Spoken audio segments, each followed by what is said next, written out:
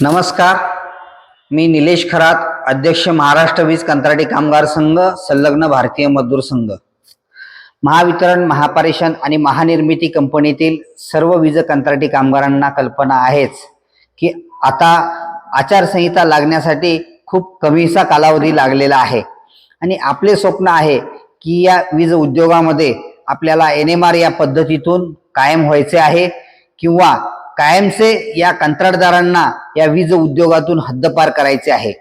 यासाठी विविध आंदोलने आपण आजपर्यंत करत आलेलो आहोत. परंतु दिनांक 5 मार्च ते 9 मार्च या दरम्यान एक मोठी संयुक्त कृती समिती आपण या ठिकाणी स्थापन केली. परंतु या राज्याचे ऊर्जा मंत्री माननीय देवेंद्रजी फडणवीस साहेब यांनी आपल्याबरोबर 9 मार्च रोजी बैठक घेतली, चर्चा केली, प्रशासनाला निर्देश दिले, मात्र त्याची कुठेही पूर्तता झाली नाही. त्यामुळे या ऊर्जा मंत्री व या वीज कंपनी प्रशासनाचा निषेध आता आपल्याला उठून केलाच पाहिजे. तो निषेध रस्त्यावर उतरूनच झाला पाहिजे. या ऊर्जा मंत्री यांच्या द्वारावर जाऊन आपण हे निषेध केले पाहिजेत. यासाठी आपण भारतीय मजदूर संघाच्या माध्यमातून लवकरच आंदोलनाची भूमिका जाहीर करत आहोत. कामगार मित्रांनो, ही संयुक्त कृती समिती महावितरण, महापारेषण आणि महानिर्मिती या तिन्ही कंपन्यांची होती. परंतु काही काळानंतर या कृती समितीमध्ये तुकडे पडायला सुरुवात झालेली आहे.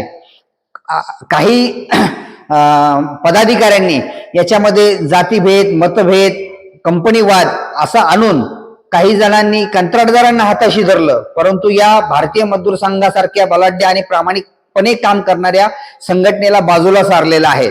परंतु भारतीय मजदूर संघ हा तिन्ही कंपनीतील तळागाळातील वीज कंत्राटी कामगाराला न्याय मिळवून देण्यासाठी 2006 पासून प्रयत्न करत आहे. हे कोणी विसरता कामा नये. भारतीय मजदूर संघ या ठिकाणी सगळ्यांना सांगू इच्छित आहे की आम्हाला या ठिकाणी कोणीही गृहीत धरू नये. भारतीय मजदूर संघ ही जगातील मोठी संघटना आहे.